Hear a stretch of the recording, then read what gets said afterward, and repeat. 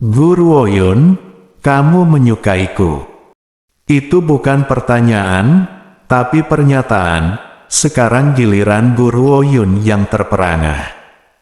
Bukankah ego orang ini terlalu besar? Dia menyukainya, lalu bagaimana mungkin dia sendiri tidak mengetahuinya? Jadi, Leng Yanfeng berhenti sejenak. Besok masuklah ke rumah tangga putra mahkota. Perintah itu membuat Guruoyun tersenyum. Kamu ingin aku masuk ke rumah tangga putra mahkota, sebagai selir atau permaisuri? Leng Yanfeng, kamu selalu tidak menyukaiku, jadi mengapa kamu membuatku memasuki rumah tangga putra mahkota? Guruoyun tidak bodoh, Leng Yanfeng selalu membencinya, jadi mengapa dia mencoba untuk dibawa ke rumahnya? Leng Yanfeng berkata dengan dingin, "Untuk juniorku, Siyun." "Siyun, kamu berpikir untuk memintaku menyerahkan diriku dan menyumbangkan kekuatan spiritualku untuk Siyun?" "Maaf Leng Yanfeng, aku tidak sebodoh itu. Aku tidak akan mengirim diriku sendiri ke kematianku sendiri." Begitu seorang kultivator kehilangan kekuatan spiritual mereka akan menjadi idiot. Apa perbedaan antara itu dan kematian? Mendengar ini, Leng Yanfeng mengerutkan kening. "Aku tidak tahu apa yang kamu maksud dengan itu. Mengapa junior Siyun mengambil kekuatan spiritualmu?" "Guruoyun, aku akui bahwa kamu sangat berbeda dari sebelumnya. Aku bukannya tidak menyukaimu seperti dulu, tapi di hatiku, junior Siyun adalah satu-satunya untukku. Jika kamu meninggalkan pria berambut perak itu, maka junior Siyun tidak akan menderita lagi. Kamu sudah menyukaiku sejak kamu masih kecil, jadi aku akan mengabulkan keinginanmu. Aku bersedia mengambilmu sebagai istriku, syaratnya kamu tidak akan pernah bisa bertemu dengan pria itu lagi. Namun kecuali malam pernikahan kita, aku tidak akan pernah menyentuhmu lagi." Dia tidak akan pernah lupa, saat itu ketika ibunya meninggal setelah terjerat dalam sebuah plot, dan ketika dia hampir dibunuh, saat itulah gadis peri berpakaian putih itu menyelamatkannya. Baginya, dia telah berusaha keras dalam kultivasinya. Dia tidak hanya mendapatkan kepercayaan dari ayahnya, Kaisar, tetapi juga mendapatkan kekuatan yang cukup untuk memasuki sekte pemurnian senjata hanya demi bertemu peri di dalam hatinya. Namun dia tahu bahwa peri itu suci dan tidak dimaksudkan untuk dicemarkan oleh tangan manusia, jadi dia hanya bisa melihatnya dari jauh. Tentu saja, itu sudah cukup baginya. Selama bertahun-tahun, ada banyak pelamar di sisi Siyun, tapi dia tetap melajang. Dia mengira bahwa dia hanya memiliki hati yang murni tanpa keinginan, tetapi baru hari ini dia akhirnya mengerti mengapa dia tetap melajang selama bertahun-tahun. Itu demi menunggu satu orang ini, tetapi orang itu hanya memperhatikan wanita lain. Dalam hatinya, peri itu sangat baik dan baik, bagaimana dia akan menyakiti kekasihnya demi kebahagiaannya sendiri.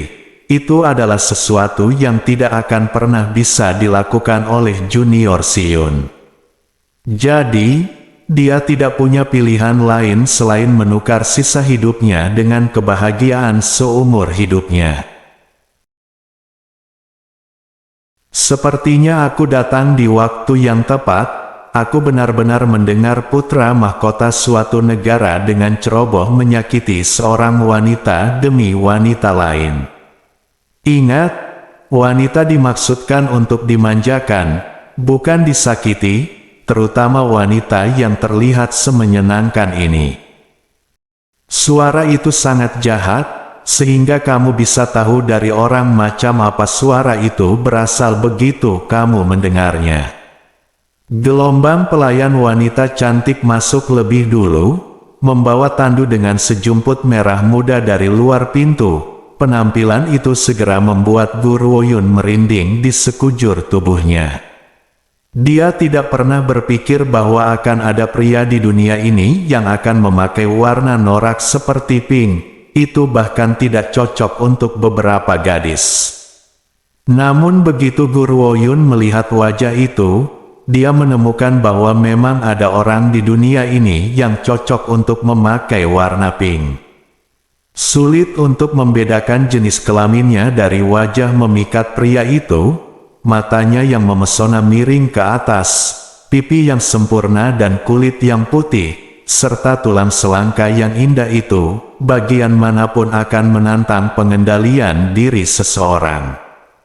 Jika bukan karena jakun yang jelas di tenggorokannya, Guru Woyun mungkin akan benar-benar menganggapnya sebagai seorang wanita. Dia terlalu menyihir. Sangat disayangkan bahwa tubuh seperti ini diberikan kepada laki-laki. Kalau tidak, dia seharusnya bisa menghasilkan banyak jika dia dijual ke rumah bordil. Jika Zuo Sangchen tahu arah pikiran Guru Woyun, dia pasti akan memiliki keinginan untuk membunuh seseorang. Wanita ini benar-benar berpikir untuk menjualnya ke rumah bordil. Rumah bordil mana yang begitu berani menerimanya? Zuo Sangchen, mengapa kamu tidak tinggal saja di negara Vermilion Bird sebagai pangeran keempat? Apa yang Anda lakukan di sini? Mata Leng Yanfeng berubah serius saat dia dengan serius menyatakan, "Dan, urusanku tidak ada hubungannya denganmu." Apa yang kamu katakan yang mulia? Jangan bilang bahwa pangeran ini harus melaporkan kedatangan dan kepergianku kepadamu. Zuo Sangchen memberikan senyuman yang bisa menggulingkan sebuah negara, lalu melemparkan pandangan centil pada Guru Woyun. Wanita, ada yang salah dengan mata Leng Yanfeng? Atau dia tidak akan menyukai seseorang yang menjijikkan seperti Siun? Kamu sebaiknya tidak mengikutinya. Sebaliknya, bagaimana dengan pangeran ini? Aku jamin kamu akan menjalani kehidupan yang baik. Guru Woyun melirik Zuo Sangchen. Maaf, aku tidak tertarik pada pria yang terlihat seperti perempuan. Dari apa yang aku lihat, kamu tampaknya lebih cocok untuk berkencan dengan pria, jadi aku tidak akan memaksakan diri untuk itu. Ekspresi Zuo Sangchen menjadi hitam. Dalam sekejap, para pelayan wanita di sisinya melemparkan tatapan simpatik ke arah Guru Woyun. Tabu terbesar bagi tuan mereka adalah meminta seseorang mengatakan bahwa dia terlihat seperti seorang gadis. Seseorang yang sebelumnya melakukannya akhirnya dipotong-potong. Sejak saat itu, tidak ada yang berani membuat lelucon seperti itu lagi. Namun Zuo Sangchen menarik napas dalam-dalam, menekan amarah yang membara di hatinya dan tersenyum. Wanita, aku mencoba membantumu. Jika dia bukan adik perempuan Gu Sengqiao, berdasarkan apa yang dia katakan barusan, dia akan membunuhnya 10.000 atau 8.000 kali lipat. Namun, siapa yang memberinya kakak laki-laki yang jenius? Jika dia berani melukai bahkan sehelai rambut pada adik perempuan itu, orang itu tidak akan ragu untuk bergegas kembali dan memotongnya. Maaf, aku tidak mengenalmu, dan aku tidak butuh bantuanmu. Guru Woyun menggosok hidungnya, dan memberikan respon acuh tak acuh. Zuo Sangchen menatap kosong sejenak, di mana adik perempuan yang lucu dan lembut yang dibicarakan Gu Sengqiao, di mana letak manisnya, di mana letak lembutnya, dia jelas anak kecil yang pemarah. Tentu saja, Zuo Shangchen tidak tahu bahwa di mata semua kakak laki-laki, adik perempuan selalu lucu dan baik, apalagi kakak laki-laki seperti Gu Shengqiao. Memikirkan ekspresi lembut yang dimiliki Gu Shengqiao setiap kali dia berbicara tentang gadis ini, Zuo Shangchen menggelengkan kepalanya tidak senang. "Wanita, kamu benar-benar landak kecil.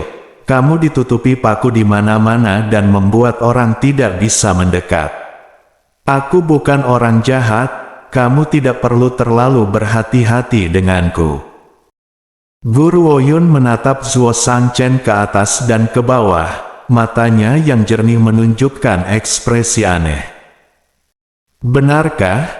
Lalu mengapa aku melihat 3 kata, 'Aku orang jahat,' tertulis di tubuhmu?" Zuo Shangchen terdiam, bagaimana tepatnya dia terlihat seperti orang jahat. Pertukaran santai antara keduanya sama sekali mengabaikan keberadaannya, akhirnya membuat Leng Yanfeng marah. Namun tidak peduli seberapa marahnya dia, wajahnya yang tampan masih memiliki ekspresi dingin dan acuh tak acuh yang sama. "Zuo Shangchen, Guru Woyun selalu jatuh cinta padaku. Ini adalah sesuatu yang semua orang tahu. Aku hanya melakukan apa yang dia inginkan, dan memberinya gelar dan malam cinta. Bahkan jika ini tidak memperlakukannya dengan adil, kamu tidak perlu ikut campur." Senyum Zuo Shangchen menghilang sedikit demi sedikit, ejekan bisa dilihat di matanya.